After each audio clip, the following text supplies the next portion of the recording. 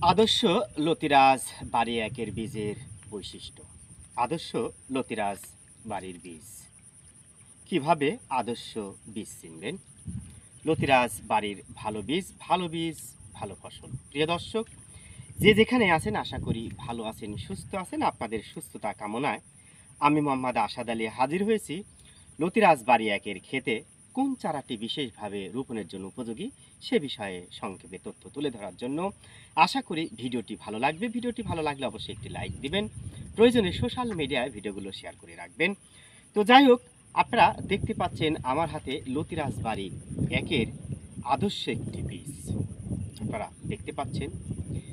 তো যাই হোক, আদর্শ বীজের প্রথম বৈশিষ্ট্য হলো এই চারাটা লতি থেকে উৎপাদন করতে হবে। লতির মাথা থেকে যে চারাটা বের হয় এটা আদর্শ বীজের অন্যতম বৈশিষ্ট্য।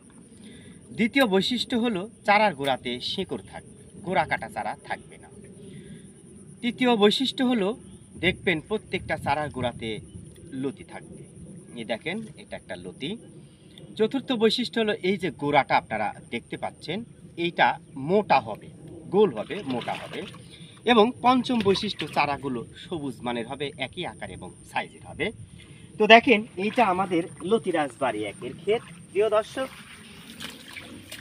এই দেখেন লতি, দেখেন কি বিশাল, 2 হাত পর্যন্ত লম্বা হয়েছে। এই দেখেন, গতকালের আগাদিন লতিগুলো কাটা হয়েছে। এই দেখেন লতিগুলো দেখতে পাচ্ছেন। এই দেখেন একটা চারা বিশেষভাবে রোপণের উপযোগী। আপনাদের দেখানোর চেষ্টা করি।